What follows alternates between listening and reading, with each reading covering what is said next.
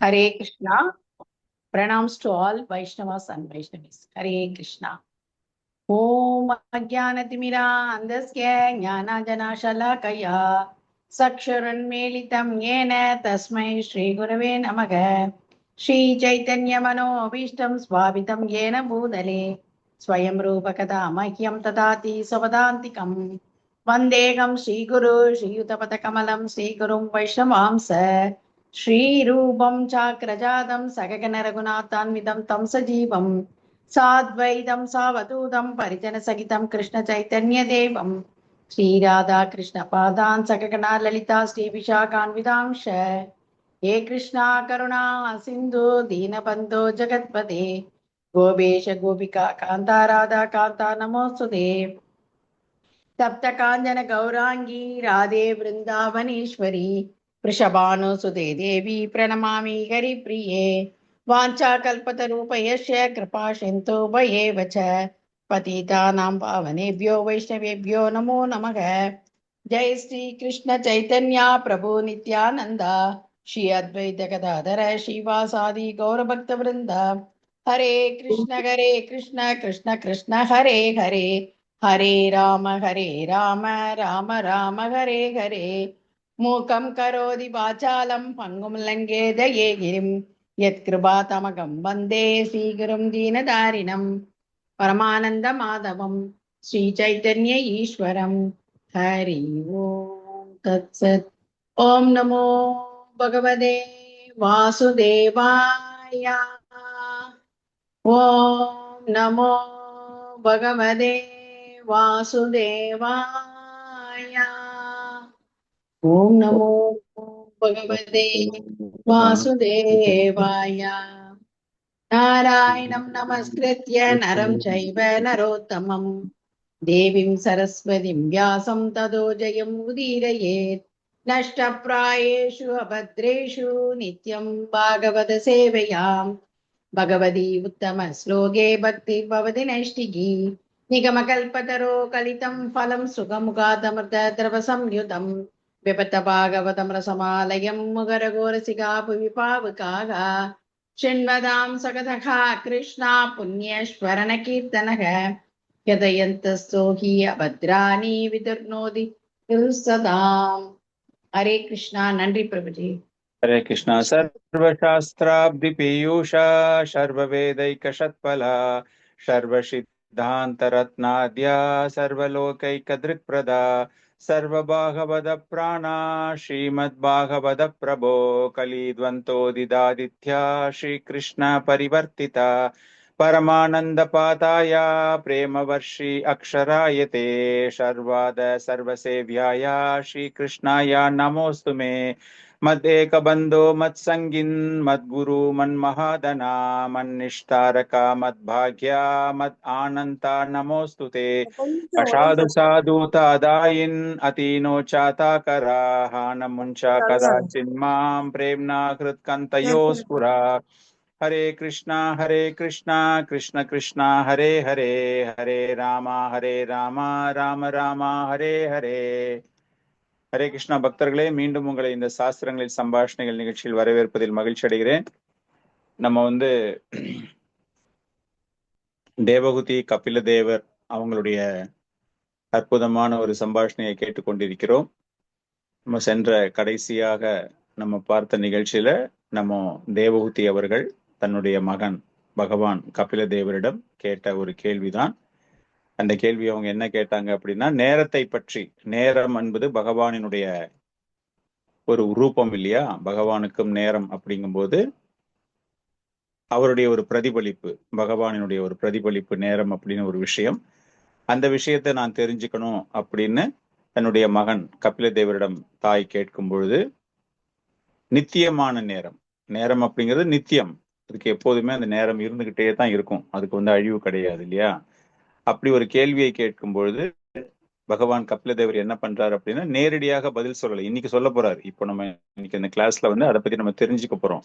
ஆனா அதை சொல்றதுக்கு முன்னாடி பகவான் என்ன பண்றாரு அப்படின்னா, பல்வேறு வகையான வழிகளில் பக்தி செய்யக்கூடியவர்கள் அப்படின்னு நம்ம அதற்கு 2 வகையான உதாரணங்களை கூட பார்த்தோம். பகவான் கிருஷ்ணர் இதே ஒரு கேள்வியை வந்து அர்ஜுனன் கேட்கிறார் இல்லையா? சாஸ்திரங்கள்ல நிறைய விஷயங்கள் இருக்கு, இருந்தாலும் அந்த சாஸ்திரங்களை நம்பாமல் ஒரு சிலர் அவருடைய முக்குணத்திற்கு ஏற்றாற் போல பக்தி செய்கிறார்களே, அவர்கள் ஆனால் நம்பிக்கையோடு அந்த ஒரு வழியை பின்பற்றுகிறார்கள். அது எப்படி அப்படின்னு கேட்கிற மாதிரியே தான் இங்க பகவான் பதில் அளிக்கும் போது தன் தாய் கேட்ட நித்தியமான நேரத்தை பற்றி அந்த கேள்விக்கு பகவான் பதிலளிக்காமல், நேரடியாக பதிலளிக்காமல், அதற்கு மற்ற ஒரு சில கருத்துக்களை எல்லாம் கூறிக்கொண்டிருக்கிறார். அப்படி அவர் கருத்துக்கள் கூறும் பொழுது பல்வேறு வகையான வழிகள் மூலமாக, பல்வேறு வகையான குணங்கள் மூலமாக பக்தி தொன்று அப்படிங்கிறத மக்கள் செய்து கொண்டிருக்கிறார்கள் அப்படின்னு சொல்லிட்டு, அந்த பக்தி தொண்டினுடைய அவசியம் என்ன,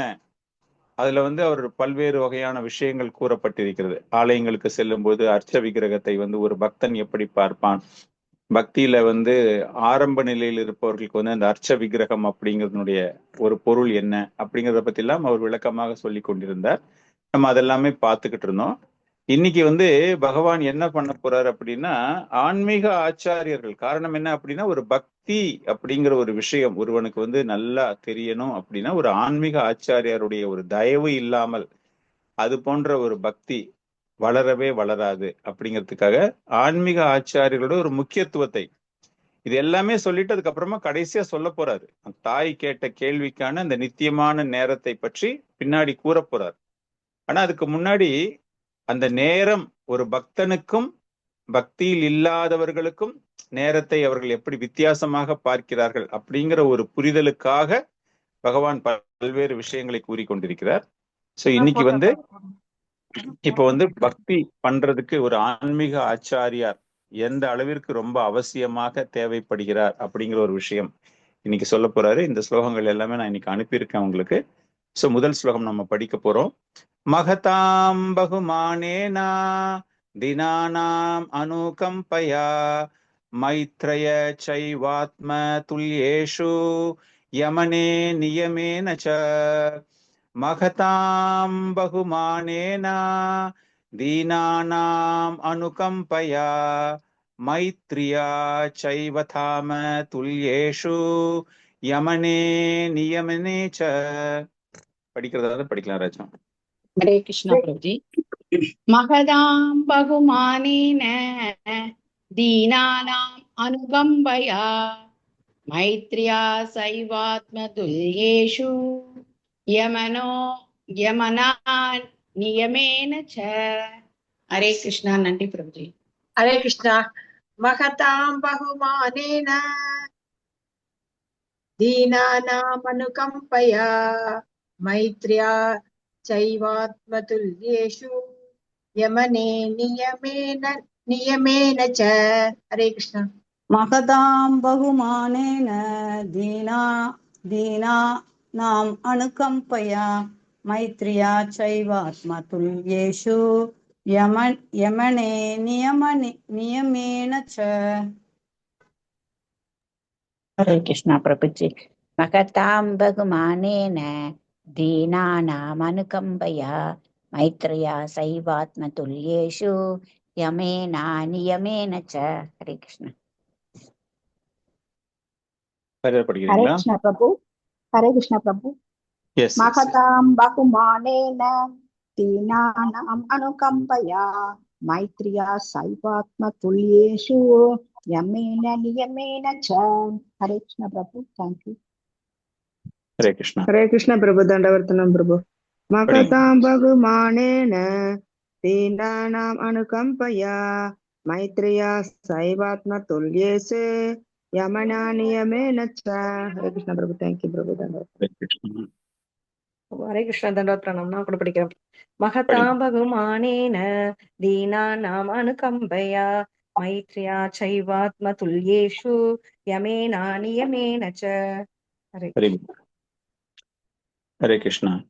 மகதாம் பகுமானேன, பகவான் இங்க என்ன சொல்ல வர்றாருன்னா, கபிலதேவர் என்ன தன் தாய்கிட்ட சொல்ல போறாரு அப்படிங்கும்போது, ஒரு தூய்மையான பக்தி எப்படி செய்ய முடியும் என்றால், ஒரு உன்னதமான நிலையில் உள்ள ஒரு ஆச்சாரியருக்கு, அதாவது ஆன்மீக குரு ஆச்சாரியர்கள், இங்க வந்து அவர் ரெண்டுத்தையுமே சொல்றாரு. நம்ம வந்து நம்மளுடைய ஆன்மீக குருக்கு மாத்திரம்தான் நம்ம பணிவிடை செய்யணும் அப்படிங்கிற மாதிரி ஒரு அர்த்தத்துல அவர் இங்க சொல்ல வரல. ஆச்சாரியர்கள், அந்த ஆச்சாரியர்களுக்கும் ஆன்மீக ஆன்மீக குருவுக்கும் நம்ம வந்து உயர்ந்த அளவில் ஒரு மரியாதை அவர்களுக்கு தர வேண்டும். காரணம் ஏன் அப்படி சொல்றாரு அப்படின்னா, அவர்கள் கருணை நிறைந்தவர்கள். அவங்க வந்து they are all very very compassionate அப்படிங்கும்போது எல்லா ஜீவராசிகளின் மீதும் ஒரு கருணையோடு இருப்பவர்கள், அது போல அனைவரையும் நண்பர்களாக பாவிப்பவர்கள். அவங்களுக்கு வந்து இந்த எதிரி, எனக்கு வந்து பிடிச்சவன் எனக்கு பிடிக்காதவன் அந்த மாதிரிலாம் எதுவுமே கிடையாது. அவங்களுடைய நடவடிக்கைகள், அவர்களுடைய செயல்கள் எல்லாமே பாத்தீங்கன்னா எப்படி இருக்கும் என்றால், அந்த நியமத்தோடு நியமேனச்ச அந்த நியமங்களோடு அனைவரையும் சரிசமமாக பாவித்து அவர்களுக்கு வந்து தொண்டு செய்யக்கூடியவர்கள். அவங்க செய்யக்கூடிய தொண்டு என்ன அப்படிங்கிறது நம்ம வந்து நிறைய இடங்கள் நம்ம படிச்சிருக்கோம்.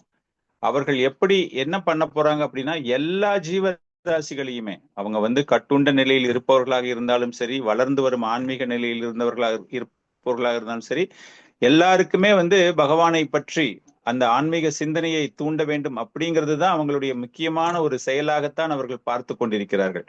ஆச்சாரிய உபசானம் அப்படிங்கும்போது அப்படிப்பட்ட ஒரு ஆச்சாரியரை அவர்கள் வந்து எப்படிப்பட்ட ஆச்சாரியராக இருக்க வேண்டும் அப்படிங்கறது ஒரு ஃபர்தரா சொல்றாரு. அங்கீகரிக்கப்பட்ட சம்பிரதாயம், இந்த டிசைபிளிக் சக்சஷன் சொல்லுவோம் இல்லையா, சீட பரம்பரைன்னு சொல்றோம் இல்லையா, அந்த மாதிரி வருபவர்கள் தான். காரணம் என்ன அப்படின்னா, நம்ம எல்லாருக்குமே தெரியும் போலி சாமியார்கள். இது வந்து கபில தேவர் வந்து தேவகுதிக்கு எப்பயோ சொல்லியாச்சு. அப்போ அவர் என்ன சொல்றாரு அப்படின்னா, அங்கீகரிக்கப்பட்ட விஷயங்கள் அப்படின்னா போலியாக சாஸ்திரங்களை தெரியாதவர்கள். இங்க டிசைபிளிக் சக்சஷன் அப்படின்னு இங்க சொல்றது, இப்ப மாடர்ன் கலியுகத்துல நீங்க வந்து பேசுறீங்க அப்படின்னா டிசைபிளிக் சக்சஷன் அப்படின்னா அங்கீகரிக்கப்படாத விஷயங்கள் நிறைய பேர் பேசிட்டு கூட்டத்தை சேர்த்து கவரப்பட்டு அவங்க வந்து ஒரு ஆட்டோமேட்டிக்கா ஒரு ஸ்பிரிச்சுவல் லீடரா அவங்க வந்து தன்னை பாவித்துக் கொள்கிறார்கள். இங்க வந்து டிசைபிளிக் சக்சஷன் அப்படின்னு சொல்றதுக்கு என்ன அர்த்தம் என்றால், அந்த வேதங்களில் கூறப்பட்டுள்ள கருத்துகள் அப்படின்னாலே ஆட்டோமேட்டிக்கா விஷ்ணு பகவான் கிருஷ்ணர் அவர்தான் பிரதானமாக நினைத்து அவருக்கு சேவகம் செய்யக்கூடியவர்கள். அவரை பற்றி தெரிந்து கொண்டு அவருடைய லீலைகளை தெரிந்து கொண்டு அந்த கிருஷ்ணர் வழியில் அந்த பகவானை சென்று அடைய வேண்டும் அப்படிங்கிற ஒரு வழியில் அந்த ஆச்சாரியார்கள் போதனைகள் சொல்வார்கள். அதனாலதான் குருசோ நரமதிகா, அந்த குரு, அப்படிப்பட்ட ஒரு குருவை நம்ம வந்து எப்படி ஏற்க வேண்டும் என்றால் ஒரு சாதாரணமான மனிதராக நினைக்க கூடாது. நரமதிகா means is an ordinary person. அவர் என்ன, நான் பேசுறதுதான் அவரும் பேசுறாரு, நான் படிச்சுக்கிற வேதத்தை தான் அவரும் படிச்சிருக்காரு அப்படிங்கிற மாதிரி ஒரு எண்ணமே வரக்கூடாது. ஒரு வைஷ்ணவர்களையும் ஒரு பக்தன் இந்த மாதிரி வழியில ஒருத்தன் வரான், பகவானுடைய வழியில் வருகிறான், சாஸ்திரங்களை நடைமுறைப்படுத்தி வருகிறான், ஆச்சாரியர் சொல்லக்கூடிய போதனைகளை கண்டுபிடிச்சிட்டு அதை ஏற்றுக்கொண்டு அவன் வரான் அப்படிங்கும்போது அவர்களை வந்து ஒரு சாதாரண மனிதனாக நினைக்காமல், அவங்க எப்படின்னா அந்த பகவான் மரமாகவோ கல்லாகவோ மணலாகவோ படமாகவோ எப்படி இருந்தாலும் அந்த பகவானை தே ஆர் ரியலைசிங், அதை வந்து அவங்களால ஒரு உணரக்கூடிய நிலையில் அவர்கள் இருக்கிறார்கள். அப்படிப்பட்ட ஆச்சாரியர்கள் நியமேன அப்படின்னா அந்த அளவிற்கு அந்த நியமங்களை கடைபிடித்து. சோ அதனாலதான் அவர் என்ன சொல்றாரு அப்படின்னா, இப்படிப்பட்ட ஆச்சாரியர்களை நீங்கள் வணங்க வேண்டும். இந்த குரு தத்துவம் டிசைபிள் கோர்ஸ் எவ்வளவு பேர் நீங்க படிச்சிருக்கீங்கன்னு தெரியல. டிசைபிள் கோர்ஸ் நம்மளுடைய பக்தி இயக்கத்துல, அகில உலக கிருஷ்ண பக்தி இயக்கத்துல டிசைபிள் கோர்ஸ் வந்து ரொம்ப ரொம்ப முக்கியமாக பார்க்கப்படுகிறது. காரணம் என்னன்னா, அந்த குரு தத்துவம் அப்படின்னு பார்க்கிற விஷயம் என்ன அப்படின்னா, அந்த குருவினுடைய ஒரு கருணை இல்லாமல் பகவான் கிருஷ்ணரை நம்மால் நெருங்க முடியாது. இது வந்து இந்த குரு தத்துவத்தை பத்தி நம்ம டிசைபிள் கோர்ஸ்ல படிக்கிறத நான் இங்க உங்களுக்கு சொல்றேன். இது வந்து கபிலதேவர் தன் தாய்கிட்ட அதெல்லாம் பேசல. ஆனா அந்த குரு எவ்வளவு முக்கியமானவர். கபிலதேவர் வந்து அந்த குருவை பற்றி பேசுவதற்கான காரணம் என்ன அப்படின்னா, அவருடைய கருணை இல்லாமல் பகவான் கிருஷ்ணரை அடைய முடியாது. ஒரு குரு, ஒரு ஆன்மீக குரு என்றாலே அவர் கிருஷ்ணரினுடைய ஒரு ரூபமாகத்தான் பார்க்கப்பட வேண்டும். நம்மளால டைரக்டா பகவான் கிருஷ்ணரோட ஒரு உறவை நம்மால் ஏற்படுத்தி கொள்ள முடியாது. ஒண்ணுமே இல்லை, சாதாரண ஒரு பௌதீக கல்வி நீங்க வந்து புக்கெல்லாம் வாங்கி வச்சுட்டு படிச்சாலும் கூட சமுதாயம் உங்களை ஏற்றுக்கொள்ளாது இல்லையா, அங்கீகரிக்காது இல்லையா. அது போல பகவான் கிருஷ்ணரை பத்திட்டு நீங்க எல்லாமே நான் தெரிஞ்சுக்கிறேன். ஜென்ம கர்ம சமே திவ்யம் ஏவம் யோவேதி தத்துவதகான்னு பகவான் சொல்றாரு. ஓகே, நான் புக்ஸ் எல்லாம் வாங்கி படிக்கிறேன், கிருஷ்ணா புக் நான் வாங்கி படிக்கிறேன், பகவான் என்னெல்லாம் லீலைகள் பண்ணாரு அப்படிங்கிறத நான் படிச்சுக்கிறேன், எனக்கு தெரியும். அப்பனா என்னோட கிருஷ்ணருக்கு தொடர்பு ஏற்படுமா அப்படின்னு கேட்டா ஏற்படாது. காரணம் என்றால் நீங்கள் அதை உணரவில்லை. அந்த பகவானோடு அந்த பாவம் ரசங்களை பற்றி நாம் பேசுகிறோம் இல்லையா? அந்த ரசங்கள் அப்படின்னா அதை உணர்வது எப்படி என்றால் அதை உணர்ந்த ஒரு ஆச்சாரியன் மூலமாகத்தான் அதை நம்மால் உணர முடியும். அதனாலதான் பகவான் கிருஷ்ணர் அப்படிங்கும் பொழுது ஒரு ஆச்சாரியர் அப்படிங்கும் போது பகவான் கிருஷ்ணருடைய ஒரு ரூபம். ஏன்னா நம்மெல்லாம் எப்பவுமே மாயையில் இருக்கிறோம், எப்பொழுதுமே கட்டுண்டு நிலையில் இருக்கிறோம். மாயாவோடு தான் நமக்கு தொடர்பு, நெருக்கம், உறவு அதிகமாக ஏற்படுகிறது. அந்த குரு என்பவர் யார் என்றால் ஒரு இடைப்பட்ட தரகர். பக்தி அப்படின்னு பார்க்கும்போது இரண்டு ஆத்மாக்கள், அந்த ஜீவாத்மா பரமாத்மா அப்படின்னு பார்க்கும்போது அதற்கு தரகராக is an agent. Actually transparent மீடியான்னு சொல்றோம் இல்லையா? நம்ம ஒரு ஃபாரின் கண்ட்ரிக்கு போறோம் அப்படின்னா ஒரு டிரான்சிட் பாயிண்ட் அப்படின்னு சொல்லுவாங்கல்ல. அந்த இடத்துல நின்றுட்டு அப்புறமா வேற ஃபிளைட் பிடிச்சிட்டு நீங்க எந்த இடத்துக்கு டெஸ்டினேஷனுக்கு போறீங்களோ அங்க போவீங்க. அது போல இங்க பார்த்தோம் அப்படின்னா அந்த guru is a transit point for us to understand about the supreme lord. அவரை பற்றி நாம் தெரிந்து கொள்வது. பாகவத்துல ஒரு அற்புதமான ஒரு ஸ்லோகம், ஆச்சாரியர்களுடைய ஒரு மகிமை. ஆச்சாரியம் மாம் விஜானியன் நவமானு ஏத கர்ஷித் நா மர்த்திய புத்தியா ஸ்ருயேது சர்வ தேவ மயோ குரு. ஆச்சாரியர் பகவான் சொல்றாரு. இது எங்க தெரியுமா சொல்றாரு? உத்தவன் கிட்ட பேசும்போது சொல்றாரு. உத்தவன் கேட்கிறான் பகவான் கிட்ட, எனக்கு இந்த சமுதாயத்தில் உள்ள 4 பிரிவுகளை பற்றி பேசணும் அப்படின்னு சொல்லும்போது அந்த பிரம்மச்சரியத்தை பற்றி பேசும் பொழுது பகவான் எப்படி அந்த பிரம்மச்சரிய ஆசிரமத்தில் இருப்பவர்கள் எப்படி பகவானை அணுக வேண்டும், ஒரு ஆன்மீக ஆச்சாரியர் மூலம் அணுக வேண்டும் அப்படின்னு சொல்றதுக்காக ஆச்சாரியம் மாம் விஜனேயன், அந்த ஆத்மா, அதாவது அந்த அந்த குருவானவர் ஆச்சாரியா என்பவர் நானேதான். அவரை எந்த ஒரு காரணத்திற்காகவும் நீ அவரை அவமரியாதை செய்யும் வழியில் நீ நடந்து கொள்ளக்கூடாது. You should not disrespect him. எந்த விதத்திலையும் அவரை பார்த்து பொறாமைப்படக்கூடாது. ஆச்சாரியர்களை பார்த்து பொறாமைப்படக்கூடாது. என்ன அசிங்கமா இருக்கான், கருப்பா இருக்கான், குள்ளமா இருக்கான், நான் எவ்வளவு பெரிய பணக்காரன், நான் என்னமா இருக்கு எனக்கு கலர், அப்படியே நான் தங்க புஷ்பம் மாதிரி இருக்கேன் நானு, இவரை சுத்தி இவ்வளவு கூட்டம் வருதே அப்படின்னு. அதுக்குதான் பகவான் சொல்றாரு, அவரை பார்த்து பொறாமைப்படக்கூடாது, அவரை ஒரு சாதாரண மனிதனாக நினைக்க கூடாது. நான் மர்த்திய புத்தியா சூயத்தை, சாதாரண மனுஷனாக நினைச்சிடாத. காரணம் என்ன அப்படின்னா அனைத்து தேவர்களினுடைய பிரதிநிதி அவர். எந்த அளவிற்கு ஒரு ஆச்சாரியாருக்கு மரியாதை தராரு பாருங்க. இது பகவான் கிருஷ்ணர் தன்னுடைய வாயின் மூலமாக உத்தவருக்கு வழங்கிய போதனை அது. அதனால பகவானுக்கு இணையாக ஒரு ஆச்சாரியரை நாம் பார்க்க வேண்டும். மனு சம்ஹிதையிலும் அதே போலதான் கூறப்பட்டிருக்கிறது. ஒரு ஆச்சாரியர் என்பவர் அவருடைய தகுதிகளை பற்றி கூறும்போது அவர்கள் சீடர்களை ஏற்றுக்கொள்ளலாம். சீடர்களை எதற்காக ஏற்றுக்கொள்ள வேண்டும்? எனக்கு நிறைய பேர் ஆள் இருக்காங்க, நல்ல கூட்டமா நாங்க எல்லா இடத்துக்கும் போவோம், அப்படி கிடையாது. அந்த சீடர்களை ஏற்றுக்கொள்கிறார் அப்படின்னாலே வேத கல்வியை அவர்களுக்கு வழங்க வேண்டும். அந்த வேத கல்வியை புரியும் பொழுது அதுல நிறைய விஷயங்கள் நமக்கு புரியாம இருக்கும், நிறைய தத்துவங்கள் நமக்கு புரியாம இருக்கும் நேரடியா நம்ம படிக்கும் பொழுது. அதனால அந்த தத்துவங்களை எல்லாம் கொடுத்து நமக்கு இரண்டாவது பிறவியை தருகிறார். இரண்டாவது பிறவியை தருகிறார் என்றால் பிறப்பிலேயே நமக்கு ஒரு பிறவி, ஆன்மீக பிறப்பு. when we are getting initiated, அந்த பகவானோடு அந்த தீட்சை பெறுகிறோம் எல்லாம் அப்படின்னு சொல்றோம் இல்லையா? செகண்ட் பிராமன் அப்படின்னு சொல்லுவாங்க. இங்கிலீஷ்ல பிரபுபாதர் எழுதும்போது ட்வைஸ் பார்ன் பிராமணாஸ் அப்படின்னு போடுவாரு. நீ பிராமண குலத்தில் பிறந்து இருக்கலாம், by birth you may be a Brahmin. Brahmin அப்படின்னா அந்த பிராமண குலத்துல நீ பிறந்தவனா இருப்ப. ஆனா அந்த பிராமண தகுதிகள் ஒண்ணு கூட உனக்கு தெரியாது. உனக்கு வேதம் தெரியாது, ஒரு சின்ன சாதாரண மந்திரம் தெரியாது, உனக்கு காயத்ரி மந்திரம் தெரியாது. ஆனா உனக்கு பூனல் போட்டு விட்டுருப்பாங்க, சின்ன வயசுலயே போட்டு விட்டுருவாங்க பிராமண குடும்பத்துல. ஆனா ஒண்ணுமே தெரியாது. But when he is getting the birth means அந்த ஆன்மீக ஆச்சாரியர் மூலமாக இந்த ஆன்மீக உலகோடு ஒரு தொடர்பை ஏற்படுத்துவதற்காக வழங்கப்படும் ஞானம், அந்த தீட்சை வழங்கும் போது அவருக்கு அந்த இரண்டாவது பிறவி, இரண்டாவது பிறப்பு என்பது கிடைக்கிறது. அதுதான் இங்க மனு சம்ஹிதையில் கூறப்பட்டிருக்கிறது. அந்த ஆச்சாரியர்களுடைய கடமை என்னவென்றால் அவர்கள் சீடர்களை ஏற்றுக்கொண்டு வேத கல்வியை அவர்களுக்கு தருவதின் மூலமாக அதிலுள்ள நுணுக்கங்களை அவர்களுக்கு புரிய வைத்து அவர்களுக்கு இரண்டாவது பிறப்பை தருகிறார்கள். ஸோ ஒரு ஆன்மீக ஆச்சாரியார் அப்படிங்கிறது ஒரு சாதாரணமான போஸ்ட் கிடையாது. இன்னைக்கு நிறைய பேர் பாத்தீங்கன்னா டக்குன்னு ஸ்பிரிச்சுவல் லீடர், ஸ்பிரிச்சுவல் ஹெட், அவருக்கு நிறைய ஃபாலோவர்ஸ் இருக்கு அப்படின்னு. உண்மையா கிட்ட போய் பார்த்தாதான் தெரியும் அவங்களுக்கு வந்து என்ன விஷயம் தெரியும் அப்படின்னு. அதனாலதான் சொல்றாரு இல்லையா, நம்ம காலையில மங்களாரத்தி படிக்கும்போது படிக்கிறோம் இல்லையா, சாக்ஷாத் ஹரித்வேன சமஸ்த சாஸ்திரே. குரு என்பவர் யார்? ஹரி, சாக்ஷாத் ஹரி, பகவான் ஹரி. அப்படி இருக்கும்போது ஒரு பகவானுக்கு நாம் தரக்கூடிய மரியாதை அப்படிப்பட்ட குருவிற்கு நாம் தர வேண்டும். இந்த மாதிரிலாம் நம்ம பேசிக்கிட்டே இருக்கும்போது நிறைய பேருக்கு உடனே சந்தேகம் வந்துடும். ஓஹோ, குரு அப்படின்னா அப்ப என்னுடைய டீச்சர் வந்து இஸ் ஈக்குவலன் டு கிருஷ்ணாவா, கிருஷ்ணர் மாதிரியா? அப்படின்னா அந்த குரு உடனே என்ன பண்ணிடுறாரு, இதை படிச்சுட்டு தான் அந்த குரு என்ன பண்றாரு, நான் கடவுள், எல்லாரும் என் காலில் வந்து விழுங்க, எல்லாரும் எனக்கு எல்லாம் பண்ணுங்க. அவங்க கிட்ட ஆசீர்வாதம் வாங்குறது வேற விஷயம். ஆனா அவங்க என்ன பண்ணிடுறாங்க அப்படின்னா அவர்களை கடவுளாக பாவித்துக் கொள்கிறார்கள். அதுதான் ரொம்ப ரொம்ப தப்பு அப்படிங்கிற விஷயம் நமக்கு தெரிய வர வேண்டும்.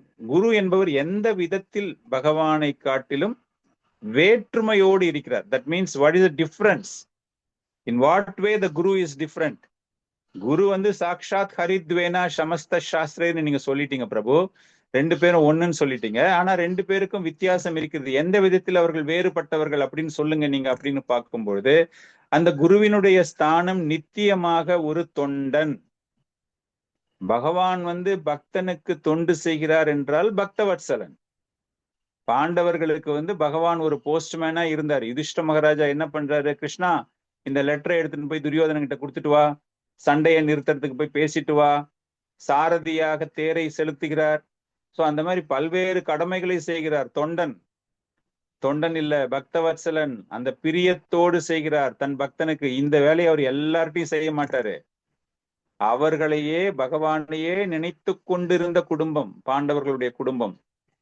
ஆனா இங்க வந்து அந்த வித்தியாசம் அப்படின்னு பார்க்கும்போது அந்த குருவினுடைய ஒரு நிலை என்னவென்றால் நித்தியமாக சேவகம் செய்பவர். அவர் எந்த ஒரு காரணத்திற்காகவும் உயர்ந்த நிலையை அடைய முடியும். He himself is a servant. He cannot claim as a master. நான் தான் முதலாளி அப்படின்னு அவர் நினைக்கவே கூடாது.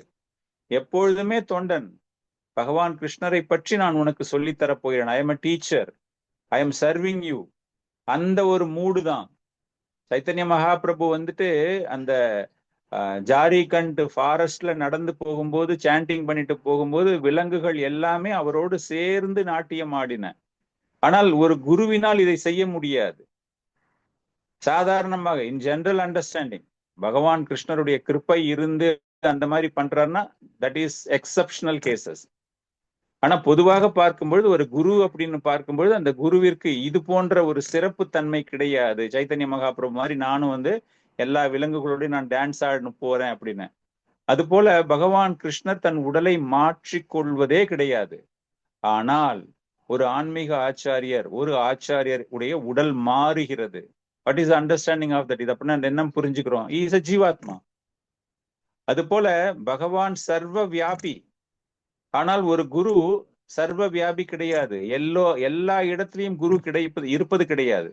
இது எப்படி நம்ம புரிஞ்சுக்கிறோம் என்றால் பரமாத்மாவாக பகவான் அனைத்து ஜீவராசிகளின் உடலிலும் இருக்கிறார். ஆனால் இந்த ஆன்மீக ஆச்சாரியர் வந்து அந்த ஒரு திறமை அவருக்கு, அந்த ஒரு தகுதி, அந்த ஒரு சிறப்பு குணம் அவரிடம் கிடையாது. பிகாஸ் he is a ஜீவாத்மா. பகவான் கிருஷ்ணருக்கு முக்காலமும் தெரியும்.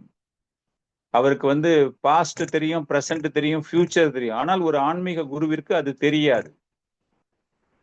குருவானவர் தன்மையில் ஒரே போல் இருந்தாலும் கூட எண்ணிக்கையில், குவாலிட்டி அண்ட் குவான்டிட்டி நம்ம சொல்றோம் இல்லையா, அச்சிந்திய பேத அபேத தத்துவா நம்ம சொல்றோம் இல்லையா, அந்த அச்சிந்திய பேத அபேத தத்துவால பார்க்கும் பொழுது குரு என்பவர் he can only maintain the quality. Quantity wise அவருக்கு வந்து அது கிடையாது.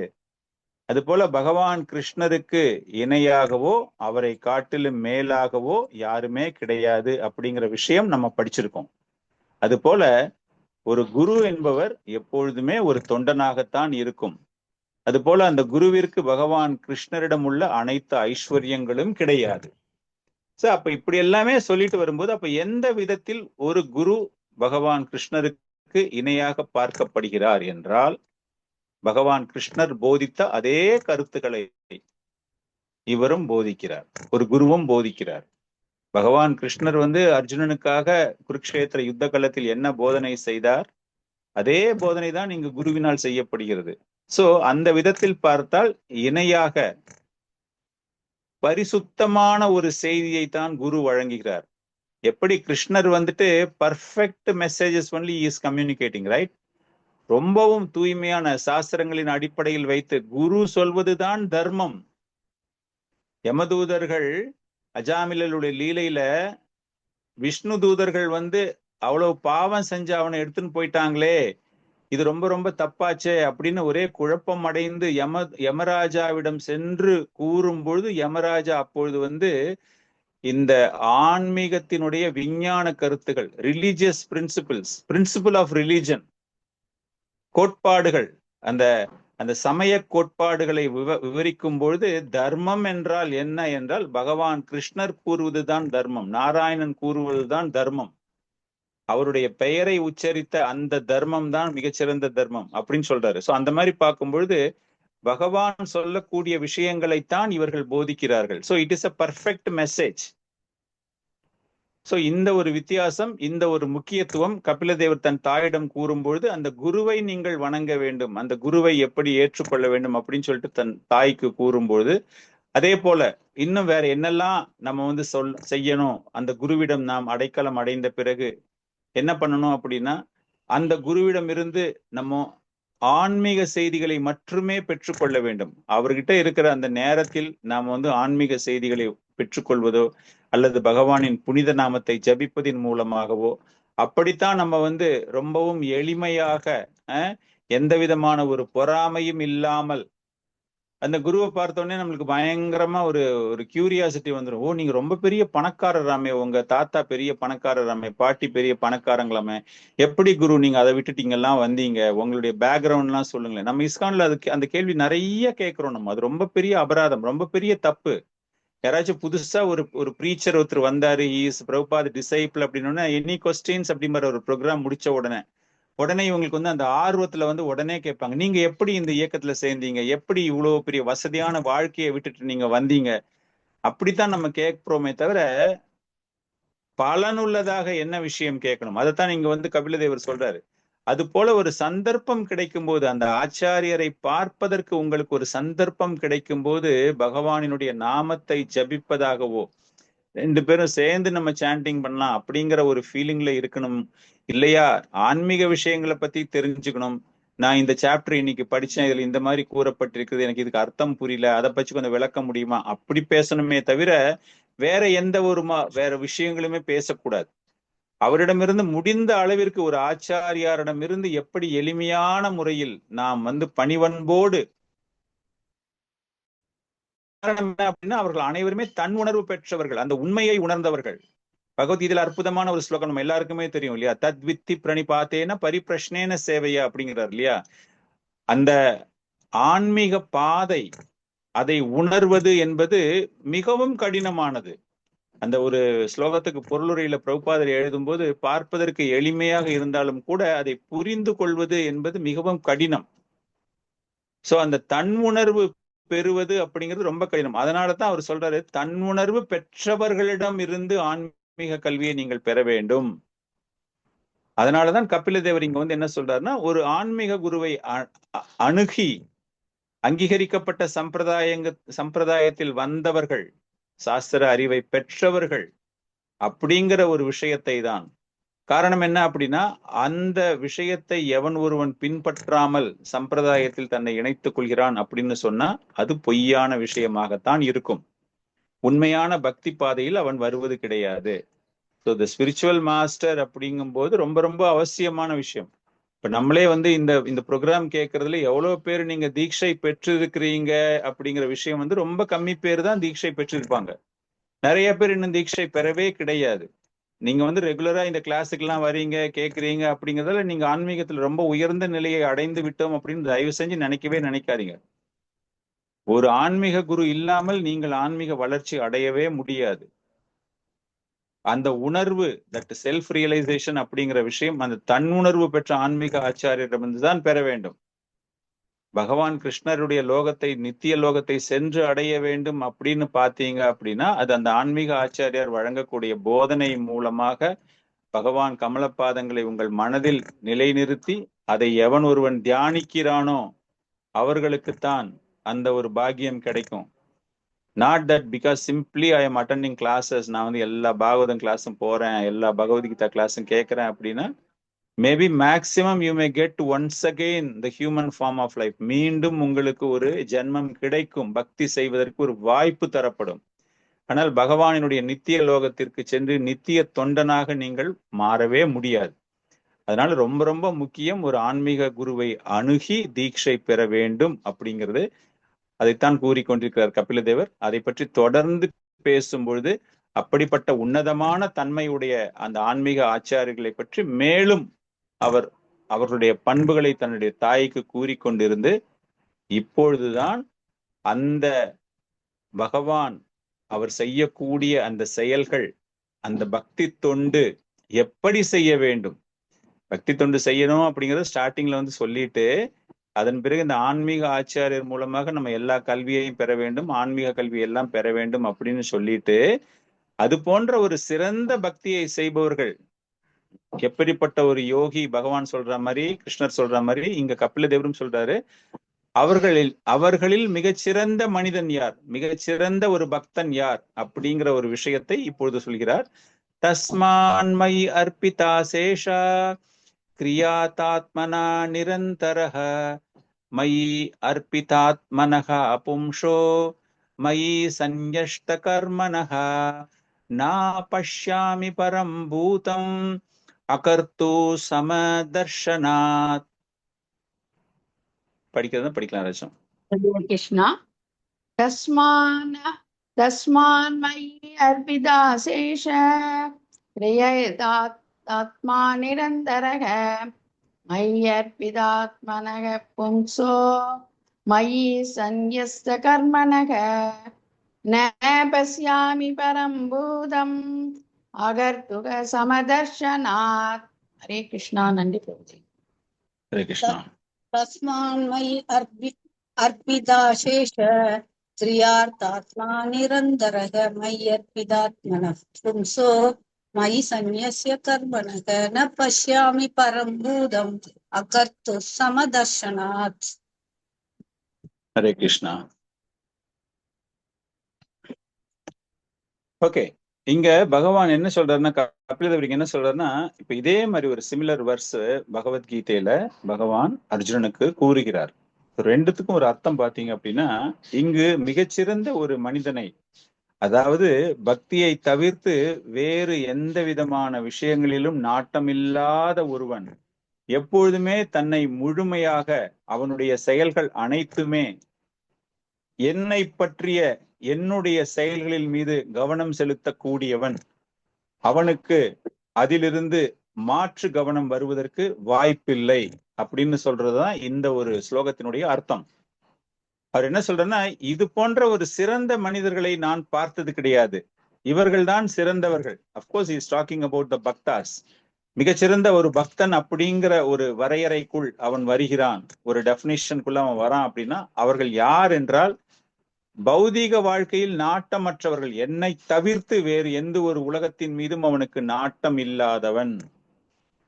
இதேதான் பகவான் சொல்றார் இல்லையா, 6வது அத்தியாயம் கடைசி ஸ்லோகத்துல சொல்வார் இல்லையா, யோகினாம் அப்பி சர்வேஷா மத் கதே நந்தர் ஆத்மனகா. மிகச்சிறந்த ஒரு யோகி யார் என்றால் என்னை பற்றியே நினைத்து கொண்டிருப்பவன் அப்படிங்கிறாரு.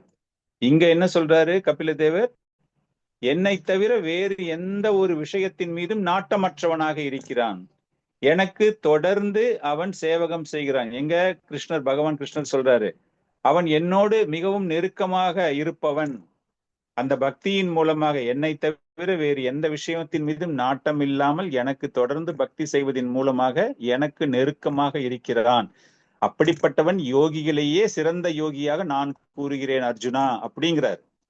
அதேதான் இங்க அவர் சொல்றாரு, எல்லாமே வேறு விஷயங்களில் நாட்டம் இல்லாமல் என் மீது கவனம் செலுத்தாமல் அவனுடைய செயல்கள் அனைத்துமே எனக்காக சமர்ப்பிக்கப்பட்டிருக்கிறது, அவனுடைய வாழ்க்கை எனக்காக அர்ப்பணிக்கப்பட்டிருக்கிறது. அப்படிப்பட்டவனுக்கு இதிலிருந்து கவனம் வேறு எங்குமே செல்லாது, அவன்தான் சிறந்தவனாக நான் பார்க்கிறேன் அப்படிங்கிறது கபிலதேவர் கூறக்கூடிய ஒரு கருத்து. சோ யோகிகள் அப்படின்னு பார்க்கும்போது, யோகினாம் அப்பி சர்வேஷா மத் கதேனந்தர் ஆத்மனா ஸ்ரத்தாவான் பஜதே யோமா. What is the meaning of பஜதே? பஜதே நீங்க வந்துட்டு ஆங்கில வார்த்தைகள் பார்க்கும்போது வெர்ப் அப்படிம்பாங்க. வெர்ப் இஸ் அன் ஆக்ஷன், நம்ம செய்யக்கூடிய செயல்கள். அது போல இங்க பஜதே அப்படின்னா பஜ். பஜ் அப்படிங்கும்போது ஆக்டிவிட்டி, குளோரிஃபைங், சர்வீசிங். ஸோ அந்த பஜத்தே அப்படிங்கிறது சமஸ்கிருதத்துல பார்க்கும்போது ஸ்ரீல பிரபுபாதர் இதற்கு வந்து எப்படின்னா செய்யக்கூடிய ஒரு தொண்டு. அதே ஆங்கில வார்த்தைக்கு நீங்க நிகராக ஒரு ஆங்கில வார்த்தை பார்த்தீங்க அப்படின்னா வர்ஷிப். வர்ஷிப் அப்படிங்கிறது என்ன அப்படின்னா ஒரு மரியாதை செலுத்துவது, ஒரு பெருமைப்படுத்தக்கூடியது அப்படிங்கிற மாதிரி கூட அதுக்கு ஒரு அர்த்தத்தை நம்ம எடுக்கலாம். பெருமைப்படுத்த ஒரு மரியாதையை செலுத்துகிறார்கள் அப்படின்னா ஒரு பெரிய கிரிக்கெட் பிளேயர் இல்லையா, ஒரு மிகச்சிறந்த ஒரு அரசியல்வாதி, இல்லைன்னா ஒரு மிகச்சிறந்த ஒரு பேச்சாளர், மிகச்சிறந்த ஒரு பாடகர். அந்த மாதிரி இருக்கும்போது அவங்களுடைய அந்த கலையின் திறமையை பார்த்து, அந்த விளையாட்டு திறமையை பார்த்து, அரசியல் சாதுரியத்தை பார்த்து அதன் மீது மரியாதையை செலுத்துபவர்கள் இருப்பார்கள். They are worshipping. Tendulkar cricket player is worshipping. கிரிக்கெட்ல வந்து அவரை போய் பார்த்தீங்க அப்படின்னா அவர் கிரிக்கெட்டினுடைய தெய்வம் அப்படின்னு சொல்லுவாங்க எல்லாருமே. அது போல ஒரு சில அரசியல்வாதிகள், இவர் தான் பெஸ்ட் பொலிட்டீஷியன் இந்த லாஸ்ட் 20 இயர்ஸ்ல, சிறப்பாக செய்கிறார், அவர் மீது எனக்கு ஒரு மரியாதை அப்படின்னு சொல்லுவாங்க. This is only worship. But இங்க பஜத்தே அப்படின்னு அவர் என்ன சொல்றாருன்னா எனக்காக சேவகம் செய்பவர்கள், தொண்டு செய்பவர்கள், physically they are doing the work. அவங்க உடலை நமக்கு சமர்ப்பணம் பண்ணி அந்த உடல் மூலமாக அவர்கள் செய்யக்கூடிய விஷயங்கள். இப்படிப்பட்டவர்களைத்தான் பகவான் கபில தேவரும் சரி பகவான் கிருஷ்ணரும் என்ன சொல்றாங்க அப்படின்னா சமதர்ஷனாத். சமதர்ஷனாத் மீன்ஸ் அந்த செயல்கள் அவங்க வந்து எந்த விதமான ஒரு வேறுபாடு இல்லாமல், முன்னாடி ஸ்லோகத்துல பார்த்தோம் இல்லையா, பொறாமைப்படாமல். அது போல இவர்கள் என்ன அப்படின்னா அவர்களுக்கென்று தனிப்பட்ட விஷயத்தில் எந்த விதமான ஒரு அக்கறையும் இல்லாமல், எந்த விதமான ஒரு விருப்பமும் இல்லாமல், அவங்களுக்கு என்னன்னா பக்தர்களுடைய ஆசை என்ன, பகவானினுடைய ஆசை என்ன, அதற்காகத்தான் அவர்கள் தொடர்ந்து தங்களை ஈடுபடுத்தி கொண்டிருப்பார்கள். Physically they will be doing the activities for the interest of the devotees and for the supreme lord. Chaitanya Mahaprabhu இதையே தான் சொல்றாரு. ஒரு பக்தனாக உருவம் எடுத்த பகவான், ஒரு பக்த பாவத்தில் தன்னை பிரதிபலித்து கொண்ட சைத்தன்ய மகாபிரபு என்ன சொல்றாருன்னா இதையே தான் சொல்றாரு அவரு. சேம் தத்துவம், மற்றவர்கள் சந்தோஷத்திற்காக நீ பண்ணணும் அப்படின்னு. இந்த மாயாவாதிஸ் என்ன பண்ணுவாங்கன்னா சம்டைம்ஸ் சமதர்ஷனாத் அப்படிங்கிற ஒரு விஷயத்தை எடுக்கும்போது அவங்க என்ன பண்ணுவாங்க அப்படின்னா பகவானும் நானும் இருவரும் ஒன்று, சமதர்ஷனம். So we have merged. நாங்க வந்து பகவானோட சேர்ந்துட்டோம், நாங்கள் ஒன்றிணைந்து விட்டோம். அருவவாத கொள்கைகள் என்ன, எனக்கு வந்து பகவானோட சேர்ந்துடணும் அப்படிங்கிறார்ல. சோ அந்த மாதிரி தான். அதனால தனக்கு பிடித்த ஒரு பக்தன் எப்படிப்பட்டவன், who is considered as a great person அப்படின்னா அவன் வாழ்க்கை முழுவதும் அந்த பக்திக்காக பகவானுக்காக அப்படின்னு சொல்லிட்டு, இப்படிப்பட்ட பக்தர்களுக்கு என்ன நடக்கும் இன்னும் தொடர்ந்து தன்னுடைய தாய்க்கு விளக்கி கொண்டிருக்கும் போது, இப்படிப்பட்ட பக்தர்களுக்கு எந்த நிலை, அந்த இப்படிப்பட்ட யோகிகளுக்கு எந்த நிலை, கம்ப்ளீட்டா தே ஹவ் டெடிகேட்டட், பகவானுக்காகவே தங்களுடைய வாழ்நாள் முழுக்க அந்த பக்தி தொண்டில் தங்களை ஈடுபடுத்தி கொண்டிருக்கிறார்கள். பிரபுபாதர்லாம் பார்த்தோம் அப்படின்னா அவர் கடைசி காலத்துல லாஸ்ட் ஒரு 10-15 இயர்ஸ்லாம் he hardly slept for 2 hours. ஒரு நாளைக்கு 2 மணி நேரத்துக்கு மேல அவர் தூங்கின மாதிரி சரித்திரமே கிடையாது லாஸ்ட் 15 வருஷத்துல. காரணம் என்ன அப்படின்னா அப்பதான் அவர் அந்த 81 வயசுல பாத்தீங்க அப்படின்னா லாஸ்ட் 12 இயர்ஸ் தான் அவர் ஆக்டிவா இருந்த காலமே கடைசி 12 வருடங்கள் தான். அப்பதான் அவர் வந்து இமாலய சாதனைகள் புரிந்த ஒரு நேரம், முழுக்க பகவானுக்காக. அப்படிப்பட்ட பக்தர்களுக்கு என்ன நிலை ஏற்படுகிறது அப்படிங்கிற ஒரு விஷயத்தை கபிலதேவர் தன் தாய்க்கு கூறுகிறார். பக்தி யோகஸ்ச யோகஸ்ச மையா மானவ்ய உதீரிதஹ யாயோ ஏகதரே நைவ புருஷஹ புருஷம் व्रजे. பக்தி யோகஸ்ச யோகஸ்ச மாயா மானவ்ய உதீரிதஹ யயோர் ஏகதரே நைவ புருஷஹ புருஷம் व्रजे. யாராவது படிக்கிறதா படிக்க. பக்தி யோகச்ச யோகச்ச மயா மானவ்ய உதீரிதஹ யயோர் ஏகதரே ஐவ புருஷ புருஷம் व्रजेत. ஹரே கிருஷ்ணா. நன்றி பிரபுஜி. ஹரே கிருஷ்ணா. பக்தி யோகஸ்ய யோகஸ்ச மயா மானவ உதீரிதஹ ययोर्येकतकरेण्यैव पुरुषः पुरुषं व्रजेत्। हरे कृष्ण। हरे कृष्ण। हरे कृष्ण प्रभु। दंडवर्तन प्रभु। भक्ति योगश्च मया मानव्य उदीरितः ययोर्येकतन्द्रेण ऐव पुरुष पुरुषं व्रजेत्। हरे कृष्ण प्रभु। थैंक यू प्रभु। दंडवर्तन। हरे कृष्ण। படிக்குமா பிரபுஜி? படிங்க மாதாஜி. பக்தி யோகஸ்ச மயா மானவ்ய உதீரிதः யயோரேகதகத்வேனைவ புருஷ புருஷம் व्रजेत्. புருஷக புருஷம் व्रजे. புருஷக அப்படின்னா அப்படிப்பட்ட மனிதன், புருஷம் அப்படின்னா பகவான், व्रजे அடையக்கூடியவன். சோ இந்த பக்தி ஒருவன் செய்கிறான், அதாவது ஆன்மீக விஞ்ஞானத்தை எவன் ஒருவன் தன்னுடைய வாழ்க்கையில் பிரயோகப்படுத்துகிறானோ, அப்ளிகேஷன் சொல்றோம் இல்லையா, அந்த பிரயோகப்படுத்துகிறானோ, அது போல அந்த அஷ்டாங்க யோக பயிற்சியை எவன் ஒருவன் செய்கிறானோ, இங்க அஷ்டாங்க யோக பயிற்சி அப்படிங்கும்போது அந்த 8 வகையான பயிற்சிகளின் மூலமாக அந்த உச்ச நிலையை அடைபவர்கள், அந்த பக்தியை இங்க இஸ் நாட் டாக்கிங் அபவுட் த அஷ்டாங்க யோகி. இந்த டிரான்ஸ்லேஷன்ல பார்க்கும்போது அந்த அஷ்டாங்க யோகியை பத்தி அவர் எழுதுறாரு. பட் இங்க அதனுடைய அர்த்தம் என்ன அப்படின்னா, அந்த முழுமையான நிலையை, பக்தியினுடைய முழுமையான நிலையை அவர்கள் அடைவார்கள். இவர்களுக்கு என்ன நடக்கும் என்றால், புருஷக புருஷம் व्रजे, அந்த பகவான் புருஷன் இருக்கக்கூடிய நித்திய தாமத்தை சென்று அடைவார்கள். எப்படி? இது போன்ற ஒரு பக்தி செய்வதின் மூலமாக.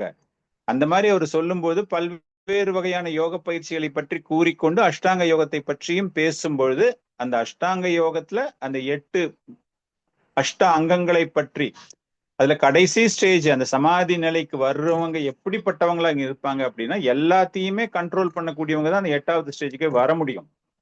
சோ அப்படிப்பட்ட உன்னதமான நிலைக்கு வருபவர்கள், அதுதான் ஒரு முழுமையான நிலை, பர்ஃபெக்ஷனல் ஸ்டேஜ் ஆஃப் பக்தி யோகா அப்படின்னா அந்த முழுமையான நிலையை அவர் அடைகிறார்கள். சும்மா உக்காந்துட்டு ஒரு இடத்துல உக்காந்துட்டு சும்மா நான் பாட்டுக்கு சாண்டிங் பண்றேன், நான் கண்ணை மூடிக்கிறேன் அப்படின்னா யூ கேனாட் அட்டைன் பகவானுடைய நித்திய தாமத்தை அடைய முடியாது. பகவானுடைய இடத்துக்கு நம்மளால போக முடியாது.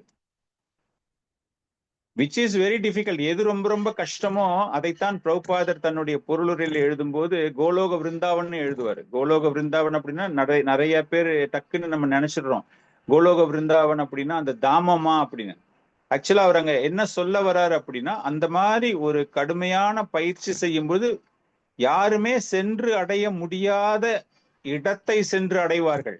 இது போன்ற ஒரு பக்தர்கள், அந்த மாதிரி யாருமே சென்று அடைய முடியாத இடம் என்றால் அது கோலோக விருந்தாவன். சோ அந்த இடத்துக்கு ஒருத்தர் போகணும் அப்படின்னா முழுமையாக பகவானை பற்றிய ஒரு சிந்தனையில் இருப்பவர்கள், பக்தி தொண்டு ஆற்றுபவர்கள். பாண்டவர்கள் இப்ப நம்ம பார்த்தோம் அப்படின்னா, பாண்டவர்கள் யுதிஷ்ட மகாராஜா அர்ஜுனனிடம் சொல்கிறார், துவாரகா நீ போய் பார்த்துட்டு வா, என்ன ஆச்சுன்னு தெரியல, பகவான் கிருஷ்ணரை பத்தி எந்த விதமான செய்தியுமே இல்லை. அப்படிங்கும்போது அந்த ஒரு ஸ்கந்தம் நம்ம படிக்கும் பொழுது பகவான் கிருஷ்ணர் அந்த இடத்தை விட்டு மறைந்ததற்கான அனைத்து விதமான அறிகுறிகளும் யுதிஷ்டருக்கு வருகிறது. அபசகுனங்கள் நிறைய தெரியுது அவருக்கு. அதே போல போன அர்ஜுனன் திரும்ப உடனே வரலையே அப்படிங்கும்போது அவருக்கு பயம். என்னமோ ஆயிடுச்சு பகவான் கிருஷ்ணருக்கு அப்படின்னு சொல்லிட்டு, அது கடைசியில அவர் எப்படி அந்த அபசகுனம் எல்லாம் அவருக்கு கண்பட்டதோ, அது how he was able to foresee all these inauspicious things. அதே மாதிரி பார்த்தா அர்ஜுனன் வரும்போது பகவான் போயாச்சு அப்படிங்கிற விஷயம் தெரிஞ்ச உடனே அவ்வளவு துக்கப்படுகிறார்கள் பாண்டவர்கள் எல்லாருமே. அந்த பாண்டவர்கள் எல்லாருமே துக்கப்பட்டு பௌதீக வாழ்க்கையை துறந்து, அது வரைக்கும் அவங்க எப்படி இருந்தாங்க, அவங்களுடைய வாழ்க்கை வரலாறு பார்த்தீங்கன்னாலே ஸ்டார்டிங்ல இருந்து ஒரு it is like a cyclic effect. கஷ்டம் இன்பம் கஷ்டம் இன்பம் அப்படின்னு. ஆனா அவங்களுக்கு தொடர்ந்து இன்பம் அப்படின்னு பார்த்தது பகவான் கிருஷ்ணர் எப்பொழுதுமே அவர்களோடு இருந்தது இன்பம். அதனாலதான் குந்தி மகாராணி கூட ப்ரே பண்றாங்க இல்லையா, எனக்கு கஷ்டத்தையே கொடு கிருஷ்ணா, அப்பதான் நீ என் பக்கத்திலேயே இருப்ப அப்படின்னு. அந்த மாதிரி பார்க்கும்போது அவர்கள் தொடர்ந்து இன்பம் அடைந்தது பகவான் கிருஷ்ணரோடு எப்பொழுதுமே இருக்கக்கூடிய ஒரு வாய்ப்பு. அப்படிப்பட்ட பகவான் கிருஷ்ணர் இல்ல அப்படின்னு தெரிஞ்சு போன உடனே முடிவு பண்றாங்க அப்படின்னா, நம்ம இந்த பௌதிக வாழ்க்கையை விட்டு நம்மளுடைய வாழ்க்கையை முடித்து கொள்ள வேண்டும் அப்படின்னு முடிவெடுக்கிறாங்க. அப்போ அவர்களுடைய மனது எப்படி இருந்தது என்றால் ஏகாந்த மதையக அப்படின்னா அந்த பகவானை தவிர வேறு எந்த நாட்டமும் கிடையாது. இது ஞான யோகத்திலையும் வராது, கர்ம யோகத்திலையும் வராது, அஷ்டாங்க யோகத்திலையும் வராது, வேற எந்த யோகம் சொன்னாலும் எங்கேயுமே உங்களுக்கு வராது. அந்த ஏகாந்த மதையா அப்படின்னா அந்த பகவானின் மீது மனதை செலுத்தக்கூடிய ஆற்றல் அப்படிங்கிறது ஒன்லி வித் பக்தி யோகம். காரணம் என்ன அப்படின்னா அந்த பக்தி யோகத்தில் இருப்பவர்கள், பக்தி பயிற்சி செய்பவர்களுடைய இலக்கு என்ன அப்படின்னா அவர்கள் அடைய முடியாத இடமான பகவானின் நித்திய லோகம் கோலோக விருந்தாவனத்தை சென்று அடையலாம். காரணம் என்ன அப்படின்னா எப்பொழுதுமே பகவானையே நினைத்து கொண்டு இருப்பதினால் அவர்கள் குற்றமற்றவர்கள். விதுத கல்மஷகஸ்தனம் அப்படின்னாலே எந்த விதமான குற்றம் இல்லாமல், கபடம் இல்லாமல், கலங்கம் இல்லாமல், அசுத்தம் இல்லாமல் இருக்கக்கூடிய நித்தியமான தாமத்தை அவர்கள் சென்று அடைய முடியும். எப்படி போய் சென்று அடைவார்கள் என்றால் அவர்களுக்கு பௌதிக ஆசை எதுவுமே கிடையாது. விரஜேன ஆத்மன ஏவகி, எந்த விதமான ஒரு ஆசை, எனக்கு இது வேணும், இந்த பந்தம் வேணும், இவ்வளவு பணம் இருக்கு என் பேங்க் அக்கௌண்ட்ல, இதை நான் வச்சுக்கணும், இவ்வளவு செல்வம் இருக்கு, இவ்வளவு ஜுவல்ஸ் இருக்கு, அழகான மனைவி இருக்கா, குழந்தைங்க இருக்கு, எந்த செல்வத்தின் மீதும் அவர்களுக்கு நாட்டம் கிடையாது. Same thing happen with Parikshit Maharaja also, right? அதனால அவங்க என்ன பண்றாங்க அப்படின்னா இந்த உடலோடு, அதாவது இந்த மனநிலையோடு அவர்கள் பகவானுடைய நித்திய தாமத்தை சென்று அடைய முடியும். இப்படிப்பட்ட ஒரு யோகிகளினால் சென்று அடைய முடியும். இங்க ஒரு ஜஸ்ட் ஒரு கம்பேரிசன் பாண்டவர்கள் இந்த இடத்துல எடுத்துட்டு வந்தேன். ஆனால் ஒரு யோகி அப்படிங்கிறவன் எந்த விதமான எதிர்பார்ப்பும் இல்லாமல் பகவானுடைய சிந்தனை, பகவானுக்கு தொண்டு செய்யக்கூடியவன், இவர்கள் என்னுடைய இடத்தை சென்று அடைவார்கள் அப்படின்னு சொல்லிட்டு இப்பதான் கபிலதேவர் தன்னுடைய தாய் கேட்ட கேள்வியான அந்த நேரத்தை பற்றி பதிலளிக்க வருகிறார். எதற்காக இதை எப்படி நம்ம கனெக்ட் பண்ணணும் அப்படின்னா இந்த பக்தர்கள் என்னுடைய நித்திய தாமத்தை சென்று அடைவார்கள் அப்படிங்கும் போது அவங்களுக்கு அந்த நேரம் காலத்து மேலாம் அவங்களுக்கு எந்த விதமான பயமும் கிடையாது, எந்த விதமான டென்ஷனும் கிடையாது அவங்களுக்கு. சோ அதை சொல்றதுக்காகத்தான் அந்த பக்தி மூலமாக இந்த நேரத்தை எப்படி நாம் புரிந்து கொள்வது அப்படிங்கிற விஷயத்தை பகவான் இங்கு கூறுகிறார். ரூபபேதாஷ்பதம் திவ்யம் கால இதி அபிதீயதே பூதானாம் மகத் ஆதீனாம் யதோ பின்ன திருஷம் பயம். ரூபபேதஷ்பதம் திவ்யம் கால இதி அபிதீயதே பூதானாம் மகத் ஆதீனாம் யதோ பின்ன திருஷம் பயம். இந்த ஸ்லோகம் படிக்கிறது படிங்க. ஹரே கிருஷ்ண பிரபுஜி. ரூபபேதாஸ்பதம் திவ்யம் கால இத்யபிதீயதே பூதானாம் மகதாதீனாம் யதோ பின்ன த்ருஷாம் பயம். ஹரே கிருஷ்ண. ஹரே கிருஷ்ணா. ரூபபேதாஸ்பதம் திவ்யம் கால யத் அபிதீயதே பூதானாம் மகத் ஆதீனாம் யதோ பின்ன த்ருஷாம் பயம். ஹரே கிருஷ்ணா. நன்றி. ஹரே கிருஷ்ணா. ரூபபேதாஸ்பதம் திவ்யம் காலாதித் அபிதீயதே பூதானாம் மகதாதீனாம் யதோ பின்ன த்ருஷாம் பயம். ஹரே கிருஷ்ணா. ஹரே கிருஷ்ணா. சோ ரூபபேதாஷ்பதம் திவ்யம் பூதானாம் மகத் ஆதீனம். இந்த நேரத்தினுடைய பரிமாணம் எப்படின்னா பல்வேறு வகையான பௌதீக வளர்ச்சிகளை தரக்கூடியது. வளர்ச்சிகள் என்றால் இந்த இடத்துல what do you mean by வளர்ச்சிகள் என்றால் you undergo different stages, the transformation அப்படிம்பாங்க இல்லையா, பல்வேறு வகையான மாற்று செயல்கள்.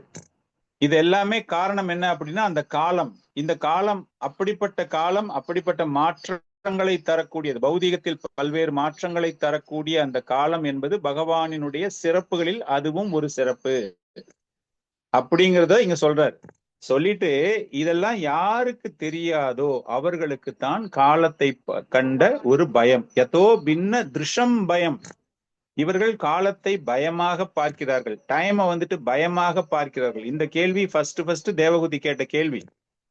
தேவகூதி கேட்ட கேள்விக்கு பகவான் பல்வேறு பக்தியை பற்றி விளக்கம் அளித்து, ஆச்சாரியர்களை பற்றி விளக்கம் அளித்து, எனக்கு யாரு ரொம்ப ரொம்ப பிடிச்சவங்க அப்படின்னு, அந்த பக்தி பண்ணக்கூடியவங்க ரொம்ப பிடிச்சவங்க அப்படின்னு சொல்லிட்டு இவ்வளவு மாற்றங்கள் நடைபெறுகிறது இந்த பௌதீக வாழ்க்கையிலே. அது பகவானினுடைய ஒரு சிறப்பு அம்சங்களில் அதுவும் ஒரு அம்சம். இதெல்லாம் இந்த பக்தியை பத்தி தெரியாதவர்களுக்கு இது பயமாக தோன்றும். ஆனால் பக்தர்களுக்கு இது எந்த விதத்திலும் பயமற்ற நிலையில் அவர்கள் இருப்பார்கள். காரணம் என்ன அப்படின்னா, தேவகூதி கேட்ட கேள்வி என்னது? இந்த நேரம், இந்த நித்தியமான நேரம் என்பது உங்களுடைய தோற்றம், அழியாத காலம். உங்களுக்கு எப்படி அழிவு என்பதே கிடையாதோ அது போல இந்த காலத்திற்கும் அழிவு என்பது கிடையாது. காலம் என்பது பகவானினுடைய பிரதிபலிப்பு அப்படிங்கிற ஒரு விஷயம். அதனால அதை பத்தி சொல்லும் போது இங்க பகவான் என்ன சொல்றாருன்னா, அப்படிப்பட்டவர்களுக்கு எந்த விதமான பயமும் கிடையாது. நம்ம எல்லாருமே ஒரு சாதாரணமா இருக்கிறவங்க எல்லாம் ஒரு செயலை செய்யும் பொழுது நமக்கு ஒரு பயமாக இருக்கும் இல்லையா? ஒரு சாதாரண ஒரு வேலை நீங்க செய்யறீங்க அப்படிங்கும்போது கூட ஒரு உள்ளுக்குள்ள ஒரு டென்ஷன். நம்ம அந்த டைமுக்குள்ள முடிச்சிருவோமா? ஒருவேளை இதுல ஃபெயில் ஆயிட்டா நமக்கு திரும்ப டைம் கிடைக்குமா? ஒரு படிக்கிற பசங்களை போய் பாத்தீங்க அப்படின்னா, அந்த 12 months அவங்க படிச்சுட்டு எக்ஸாம் எழுதிட்டு, so I am losing my time, எனக்கு நேரம் போயிடுச்சு, வாழ்க்கையில நிறைய பொன்னான நேரத்தை வீணடித்து விட்டார்கள், எனக்கு திரும்ப கிடைக்குமா அப்படிங்கிற மாதிரிலாம் நிறைய பயம். ரூப பேதாஷ்பதம் அப்படிங்கிறது பல்வேறு விஷயங்கள், பல்வேறு மாற்றங்கள் இந்த காலத்தினால் ஏற்பட்டு கொண்டிருக்கிறது. ஒரு சின்ன குழந்தை எடுத்தீங்க அப்படின்னா, சின்னதா பிறக்குது. குழந்தை பிறக்கும் போது கடைசியாக நீங்க பார்க்கும்போது பல்வேறு வகையான வளர்ச்சிகள், ஷத்விகாரா 6 வகையான வளர்ச்சிகள் நம்ம பார்க்கிறோம் இல்லையா?